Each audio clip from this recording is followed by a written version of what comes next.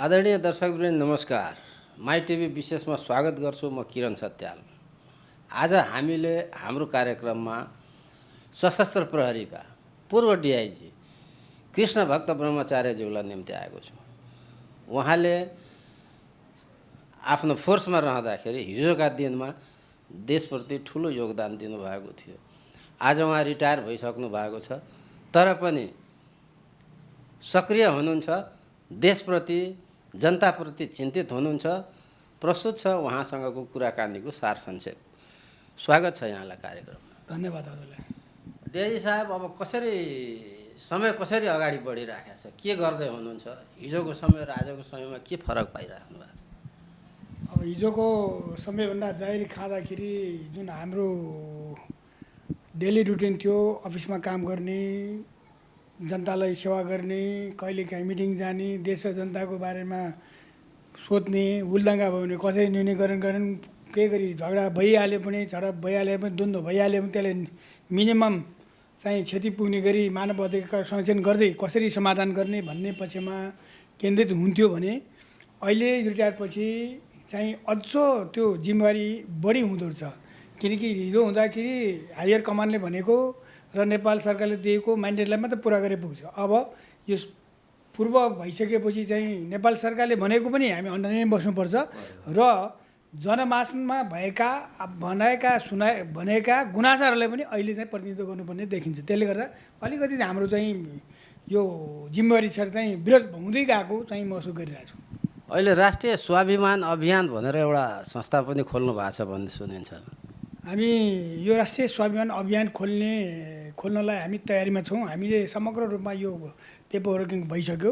यो किन खोल्न लागेको भन्दाखेरि अहिले समाजमा भएका व्यतिथि यो भ्रष्टाचारले ग्रसित बनाएको देशको यो संरचनाहरू अनि देशमा भएका बेरोजगारीले सिर्जना गरेका अनि यो देशमा चाहिँ अन्तर्राष्ट्रिय क्षेत्रबाट घुसपैठ भएर देशलाई विकास हुन नसक्ने बनाएको जुन परिस्थितिलाई निहालेर हेर्दाखेरि होइन, हामीले समाजमा केही गर्नुपर्छ र हामी जस्तो अनुभवी मान्छे देश विदेश घुमेका र देशमै पनि सबै क्षेत्रमा पुगेर 30औं वर्षसम्म सेवा गरेकाको यो लगानी राष्ट्र र जनतालाई दिनुपर्छ भन्ने हिसाबले अब हामी राष्ट्रिय स्वाभिमान अभियानलाई लिएर हामी अगाडि बढौँ कि भन्ने हिसाबमा लागेका छौँ। यसको मुख्य उद्देश्य भनेको चाहिँ हामीले चाहिँ वैज्ञानिक तरिकाले चाहिँ आन्दोलन गर्ने, जुन अहिले हजुरले बाटोमा देखिरहनु भएको छ, तोडफोड गर्ने, घर भत्काउने, मान्छेलाई टाउको फुटाउनेदेखि लिएर अब अस्ति भर्खर जेएनजीको आन्दोलनमा त्यत्रो वैज्ञानिक तरिका भन्नुभयो, के हो यो वैज्ञानिक तरिका? वैज्ञानिक तरिका जुन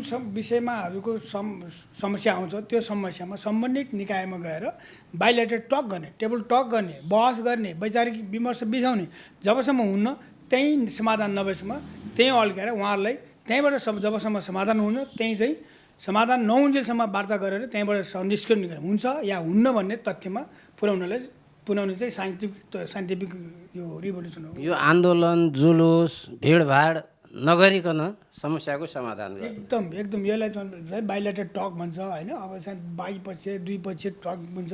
यसलाई चाहिँ समय जस्तै हामीलाई अब यो अहिले भत्काइरहेछ, जुन अहिले सुकुम्बासीको घर भत्क्यो भने जुन अहिले चलिरहेछ भत्काइ पनि रहेछ, त्यसलाई पहिला भत्काउनुभन्दा अगाडि नै अब यो हुन आउने समस्यालाई स्थानीय विकासमा जाने, गृह मन्त्रालयमा जाने, यो तरिका गृह मन्त्रालयको टोली पनि त्यहाँ पहिला पुग्ने, त्यहाँका चाहिँ त्यो डाटा कलेक्सन गर्ने, वास्तविक चाहिँ कतिजना मान्छे सुकुम्बासी भए, वास्तविक हुकुमबासी कतिजना छन्, कोही मान्छे चाहिँ हुकुमबासीले सुकुम्बासीको जग्गा किनेर चाहिँ लगानी गरेको त्यो सबै संचार गरेर वास्तविक सुकुम्बासीलाई छनौट गरेर जुन योजना बनाएको भए यो परिसीमा नहुने अहिले जुन आज हामीले देखिरहेछौँ। होइन, सरकारले त बिस्तारै गरिराखेको छ नि, सकारात्मकै प्रतिक्रियाहरू आइरहेका छन्। होइन, यसलाई नराम्रो भन्नु मिल्दैन। मैले भने अब विनाश भनेको विकासको पूर्वाधार हो।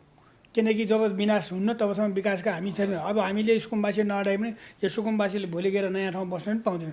एउटै मैले उहाँलाई गुनासो के भने, यो नराम्रो भन्न खोजेको गुनासो के भने यो पहिल्यै चाहिँ गएर निर्गोल गरेर सुकुम्बासी कति वास्तविक चाहिँ पीडित कति सब छानेर वास्तविक पीडितलाई कुनै ठाउँमा ग्रुप सेन्टर अहिले चलिरहेछ चाहिँ यो चाहिँ एपार्टमेन्टमा राख्ने, जुन घर बनाइदिने, यसलाई पहिले 2 महिना 3 महिना अगाडि नै गरिदिएको भए जुन अहिले गरिब जनताले जुन भोगिरहेछ, तपाईँले देख्नु भएको छ, कोही मान्छे छतले पुरिरहेछ, कोही मान्छे बच्चा सुत्नु पाएको छैन, कोही 90 वर्षको आमा रोइरहेछ, त्यो कन्डिसन त आउँदैन थियो नि। सरकारले बिस्तारै गरिराखेको छ। भर्खर सरकार गठन भएको छ, अहिले 1 महिना पुरा भएको छ भर्खर। यति छोटो समयमा सोचे जति त प्रगति त हुँदैन, तर धेरै राम्रै काम भएछ भनेर होइन, प्रतिक्रियाहरू आइरहेको छ। मैले त प्रशंसा सरकारको बारेमा के भन्नु? होइन, सरकारले जुन गरिरहेछ यो चाहिँ सरकारले गरेर मैले भने अलिकति यसलाई हरान पनि 1-2 महिनालाई गर्दाखेरि जुन अहिले सुनौलो काम भएको छ त्यसलाई सुगन्ध थप्नको लागि मात्र भनेको मैले। अरू विकासमा काम गर्दा 2-4वटा केसहरू घट्छ, 2-4वटा मान्छे मर्छ, 2-4वटा घर भत्किन्छ, यो स्वाभाविकै हो पहिला। अब विकास यसैलाई नै विरोध गर्दै हिँड्ने हो भने हामीले 36 वर्षमा के गर्यौँ त? सबैलाई त राजनीति हो। अब प्रधान न्यायाधीशको नियुक्तिमा पनि सरकारले नियम मिचेर काम गर्यो, 4 नम्बरको मान्छेलाई प्रधान न्यायाधीश बनायो भन्ने चर्चा छ, के भन्नुहुन्छ? अहिलेको प्रधान न्यायाधीशको 4 नम्बरमा मैले यसमा अलिकति मेरो पूर्ण रूपमा विमति नभए म आंशिक रूपमा विमति छ। किन भन्दाखेरि अहिलेसम्म आउँदाखेरि उहाँहरू 1, 2, 3 नम्बर बस्नुभएको मान्छे उहाँहरू सिनियर हुनुहुन्थ्यो। हिजोसम्म उहाँहरूले गल्ती गरेका थियो, उहाँहरूलाई ठिक छैन भन्ने त समय तहमा त उहाँलाई सुधार्नु पर्थ्यो नि त। गभर्मेन्ट त्यहाँ चुकेको छ नि त। अहिले जब उहाँहरू पदमा पुग्ने बेला हिजोका सरकारहरू चुके भन्न खोज्नु भयो? हिजोका सरकार चुकेको हो नि भने हिजो सरकार चुक्यो, त्यसलाई करेक्सन नगरेको हिसाबमा यो आयो भने अहिलेको सरकारले पनि उहाँलाई तपाईँहरूको कैफियत 1, 2, 3, 4 को कैफियत 2, 4, 3, 5, 6 को कैफियत दियो भनेर कैफियत पहिले छुट्याएर अब तपाईँहरूको यसलाई अलर्ट हुनुहोस् भनेर यसरी जाँदाखेरि जुन अहिले जुन जनमासले ब्याक बाइटिङ गर्ने तरिका, जनमासको जुन गुन्जाइमा छन् नि, अहिले त पालो मिच्यो भन्ने कुरा राम्रो यो आउँदैन थियो।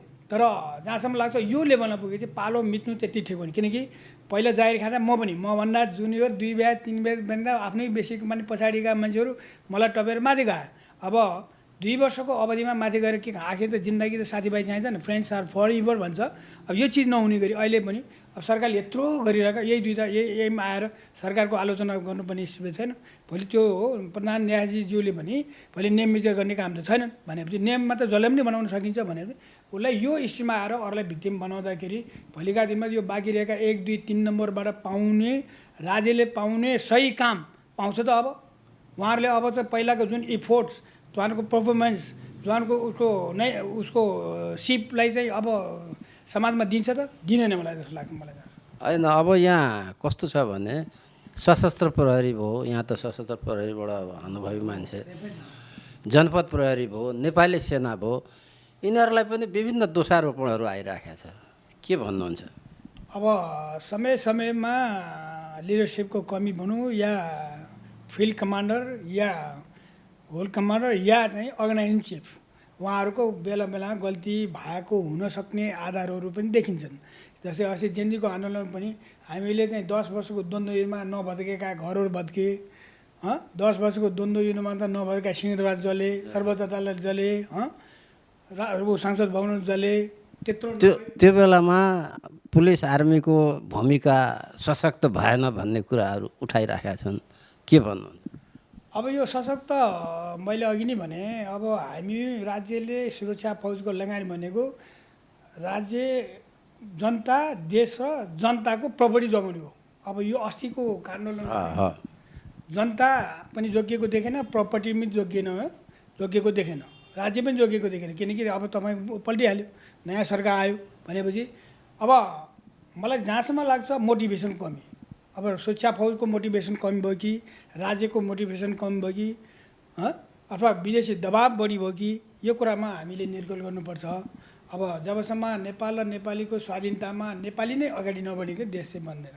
अब सरकारलाई पनि कसैले कताबाट सञ्चालित छ, अमेरिकाबाट सञ्चालित छ भन्छन्, कसैले भारतबाट छन्, तर काम क्रियाकलापहरू हेर्दाखेरि त्यस्तो पाइँदैन, देखिँदैन, के भन्नुहुन्छ? अब यसो छ, अब एउटा कुरा चाहिँ अब चाइनाले पनि हाम्रो युथ फोरम भनेर अहिले चाहिँ उनीहरूलाई 6 महिनाको ट्रेनिङ दिनु लाग्छ। जुन अमेरिकनलाई युथ मोबिलाइजेसन भनेर पहिलादेखि दिँदै आएको छ भनेपछि अब नेपाली नै जो चाहिँ देशका जाँगर जुक्ति युवाकोलाई टार्गेट गरेर उनीहरूले कार्यक्रम सञ्चालन नेपालमा गर्नु जरुरत किन थियो? नम्बर 1। अब भएका यी जुन प्लान्टेड जुन एजेन्टहरू भोलिका गएर राज्यको सत्तामा पुग्ने यिन हुन्। अहिलेको सरकारमै तपाईँले हामीले हेर्छौँ 12 फाउन्डेसनका मोस्ट अफ द मेम्बर्सहरू पहिला पनि भए अहिले पनि छन् देखिन्छन्। भनेपछि यो किन भयो त भनेपछि यो नहोस् राज्यको लागि। अब हिजोसम्म भए तापनि अब चाहिँ हामी देश र जनताको लड्छौँ, जसले प्रभाव पारे पनि हामी पर्दैनौँ भनेर त्यागेर अब लायो भने देश बन्छ, फेरि देश बन्छ। यिनीहरूले केही गर्न सक्दैन। बाहिरका इन्फ्लुएन्टेड भएको कन्ट्रीको डोमिनेसनले केही हुन सक्दैन। हामी ठिक हुनु पऱ्यो, म ठिक हुनु पऱ्यो। मैले छोडिदिन्छु हिजोका दिनमा जसले जे गरोस् मलाई मतलब छ। अब म देशको लागि मर्छु, मेरो जनताको लागि म बलिदान दिन्छु भनेर जब म लाग्छु भने कसैको केही लाग्दैन। होइन, पुराना पार्टीहरूले 36 वर्ष भनौँ न, 36 वर्षमा केही गर्न नसकेका आरोपहरू लाग्यो। वास्तवमा केही गर्न सकेका पनि थिएनन्। अब अहिले आएर जनताहरूले राष्ट्रिय स्वतन्त्र पार्टीलाई फुल रूपले लगभग सम्पूर्ण जनताले समर्थन गरे। अब यो अवस्थालाई दृष्टिगत गर्दाखेरि प्रधानमन्त्रीज्यूले राम्रै गर्नुभएको छ। 1 महिना पुरा हुनासाथ विभिन्न नयाँ नयाँ कामहरूको थाल्ने भएको छ। जस्तै सुकुम्बासी समस्यादेखि लिएर सिमानाका कुराहरूदेखि लिएर आइरहेका छन्। यो सिमानाको लिपुलेक कालापानी यो जुन विवाद उठिरहेको छ, यसमा नेपालले कसरी भूमिका निर्वाह गर्नु पर्ला जस्तो लाग्छ यहाँ फोर्सको नाताले? अब साँच्चीकै भन्नुपर्दाखेरि पुराना पार्टीले केही गरेन भन्दा पनि उहाँहरूले अब गण्डकी बेचे, नहरहरू बेचे, विभिन्न चाहिँ त्यो खोला नालाहरू सबै बेचे भनेको हाम्रो अस्तित्व अब देश बेच्नु बाँकी त हो नि। भनेपछि उद्योगहरू सबै बन्द गरे। यी सबै अभावको परिस्थितिमा अहिले जुन सरकार आएछ उहाँलाई च्यालेन्ज छ। तर अहिलेको जुन तीव्र रूपमा गएको जुन अहिले भ्रष्टाचारलाई लिस्ट बनाएर उहाँहरूले अब छानबिन गर्दैछन्। सरकारी कर्मचारीले पनि सागादेखि मास्यम भनेछन्। अझ म त भन्सार, मालपोत अनि यो के यातायात यीका पिएनदेखि गर्नुपर्छ भनिरहेको छु। भनेर यो छानबिनलाई भ्रष्टाचार जो छ त्यसलाई निर्मूल गर्ने तरिकाले लायो भने सरकार सक्षम हुन्छ होइन। अब जुन लिपुलेकको हजुरले कुरा उठाउनु भयो, लिपुलेक लुम्बाधाम यो यसलाई चाहिँ हामीले अब मैले त्यही भएर बारम्बार लेख्छु कि यसको वैकल्पिक के छ त। अहिले राज्यले चिठी पठाएको छ तपाईँहरूलाई यो हुँदैन, यो हाम्रो भूभाग हो, तपाईँलाई यो नगर्नुहोस् भनेर अहिले राज्यले बालिन सरकारले अहिले चिठी पठाएको छ। त चिठी पठाएर उहाँले चिठीलाई चाहिँ मानेन भने के गर्ने कुरा त भनियो होइन र। भनेपछि अब यो भयो भने के हामी फौज तैनात गरेर कन्भेन्सनल लडाइँ इन्डिया चाइनासँग लड्न सक्छौँ त? सक्दैनौँ भने नसके पनि अब नेपालले कस्तो नीति अख्तियार गर्नु पर्ला यो विषयमा चाहिँ? जस्तै इन्डिया रिसाइराखेको छ भन्ने सुनिन्छ होइन। उता चाइना पनि त्यस्तै आक्रोशित छ अरे, बाटो बन्द गर्दैछन् भनेर। अथवा त्यहाँ मेरो दाबी गर्नासाथ त त्यहाँनिर अवरोध त हुन्छ, भोलि उनीहरूलाई पनि डिस्टर्ब हुन्छ। हामीलाई पनि ठुलो, सबभन्दा ठुलो स्वाधीनताको कुरा आयो, राष्ट्रियताको कुरा आयो। यो विषयमा कसरी अगाडि बढ्नु पर्ला? मेरो विचारमा यो राष्ट्रिय स्वाधीनताको विषयमा लिएर यसलाई अहिले हामीले मैले अघि नै भने कन्भेन्सनल लडाइँको लागि हामी सक्षम छैनौँ। हामीसँग कन्भेन्सनल हतियार लडे कन्भेन्सनल लडाइँ चाइना न अमेरिका न इन्डियासँग लड्न सक्छौँ। राजा वीरेन्द्रले असंलग्न परराष्ट्र नीतिको अख्तियारी लिनुभएको थियो, त्यही हिसाबले जानुपर्छ कि कसो? असंलग्न परराष्ट्र नीति त त्यो नराम्रो होइन, त्यो एकदमै राम्रो, त्यो लिन राम्रो हो। तर अब अहिले आएर चाहिँ त्यो असंलग्न परराष्ट्र नीति सबैलाई चाहिँ पहिलाका जुन पार्टीहरूले जुन चाहिँ पूर्ण रूपमा पालन नगरिकन यो परिस्थिति ल्याएर भए नभएका सम्झौता गरेर नेपालकै खोला प्रयोग गर्नलाई उहाँलाई सोध्नुपर्ने होइन। त्यो नीतिलाई त भारतले मान्यता दिएको थिएन नि त, सबैले सही गरेर मान्यता दिए, भारतले दिएन। यसैको लागि थियो क्या? अब उनीहरूले भारतले सही गरेर दिएपछि उनीहरूले हामीलाई केही गर्न मिल्दैन। त्यसले गर्दा हामीलाई जहिले पनि चेक एन्ड ब्यालेन्स लागि दुश्मन तपाईँको छिमेकी चेक एन्ड ब्यालेन्स गर्नलाई छिमेकीले सबै कुरा तपाईँलाई सुविधा दियो भने तपाईँले तिर्नुहुन्न। त्यसले गर्दा उहाँले चेक एन्ड ब्यालेन्सलाई बाँकी राखेको हो। तर असंलग्न परराष्ट्रलाई कडाइको साथ लागू गर्ने हो। र अब चाहिँ हार्मोनिजेसनको लागि चाहिँ बाइलेटरल टकबाटै अब हामीलाई यो भएन भने तपाईँले के गर्ने त?